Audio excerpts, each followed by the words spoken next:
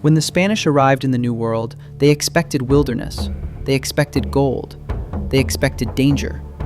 What they did not expect was an empire as engineered, as sophisticated, and as formidable as the Mexica, the Aztecs. They built floating gardens that fed multitudes. They engineered aqueducts stretching for miles. Their elite warriors wore jaguar skins and eagle feathers, terrifying enemies even before battle began. And their capital, Tenochtitlan, rose from the lake like a vision. Shining temples, straight causeways, glittering canals, a metropolis more organized and cleaner than anything Europe had seen. And yet, within just 2 years, this empire collapsed. Not because it was weak, but because it stood at the intersection of prophecy, ambition, betrayal, and fate. Tenochtitlan was founded on a lake, not beside it, in it. According to legend, the Mexica wandered for generations until they found a divine sign. An eagle perched on a cactus, devouring a serpent. Here, the gods commanded, you will build your home. The location was impossible. Marshes, mud, no solid ground. But the Mexica turned impossibility into engineering. They built chinampas, floating fields anchored with willow trees. They raised causeways so straight and long that European engineers marveled at them. They built aqueducts bringing fresh water into the city, something many European capitals still lacked. By the early 1500s, Tenochtitlan held around 200,000 people, larger than London, larger than Paris, and far cleaner. The empire rested on a triple alliance: Tenochtitlan, Texcoco, and Tlacopan. But Tenochtitlan dominated them all.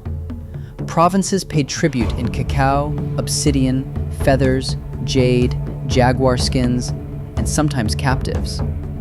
The emperor, the Huey Tlatoani, the great speaker, was not just a ruler.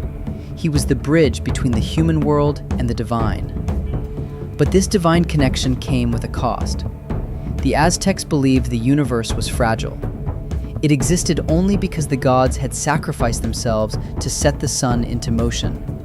Humanity lived because the gods had died, and so humans owed a cosmic debt, paid through sacrifice. This was not cruelty, it was cosmic mathematics. Blood fed the sun. Without it, darkness would swallow the world. Wars were fought not to destroy cities, but to capture prisoners for offering. The ritual flower wars between the Aztecs and their rivals existed for this purpose. Inside the Templo Mayor, the beating heart of the empire, sacrifices connected humans to the divine. Skull racks, Sompantli, displayed the fate of enemies and glorified the gods. This system empowered the empire, but it filled surrounding kingdoms with fear, and fear breeds resentment. Resentment that waited for an opportunity. That opportunity arrived from the east. In 1519, Hernán Cortés landed with fewer than 600 men, not nearly enough to conquer an empire. But numbers wouldn't decide this war. Moctezuma II, the emperor, was a scholar, a philosopher, deeply spiritual, and cautious. A prophecy circulated. The god Quetzalcoatl, the feathered serpent, would one day return from the east. So when pale-skinned strangers arrived from the east, riding unfamiliar beasts, carrying weapons that roared like thunder, Moctezuma hesitated. He sent gifts, including gold, which only deepened Spanish ambition. He sent priests to interpret omens. He asked oracles for guidance. His uncertainty became Cortés's greatest weapon. Cortés allied with the Aztecs' fiercest enemies, especially Tlaxcala, who provided thousands of warriors. He marched straight into Tenochtitlan. Then, in one of history's boldest moves, he took Moctezuma hostage inside his own palace. But empires built on divine authority cannot tolerate humiliation. During a festival, Spanish soldiers massacred unarmed dancers in the temple courtyard. The city erupted. Stones rained from rooftops. War drums thundered. Spears flew through the air.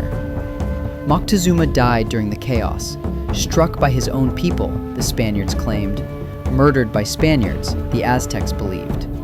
The truth remains uncertain. The Spanish attempted to flee on June 30th, 1520, a night remembered as La Noche Triste, the Night of Sorrows. Hundreds of Spaniards drowned or were slain. Thousands of indigenous allies died. Cortés, defeated, sat beneath a tree and wept. But the Aztecs did not know their greatest enemy had already entered the valley. Smallpox, invisible, unstoppable. The disease tore through cities faster than war. Warriors collapsed. Priests died mid-ritual. Entire families vanished. The emperor Cuitlawak, Moctezuma's successor, died only months after taking the throne. Some regions lost half their population. The Aztec Empire was now fighting two wars, one against the Spanish and one against a disease they couldn't comprehend. Cortés returned with a rebuilt army. Ships carried piece by piece from the mountains, cannons, cavalry, and more than 50,000 indigenous allies seeking revenge for decades of Aztec domination. The siege of Tenochtitlan lasted 75 days. Water was cut off. Food ran out. Bodies floated in canals. The stench of death filled the city.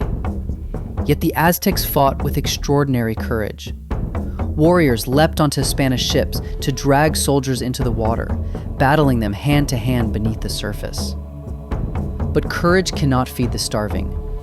Faith cannot purify poisoned water. No city can survive without hope. On August 13th, 1521, the last emperor, Cuauhtémoc, barely 25 years old, was captured.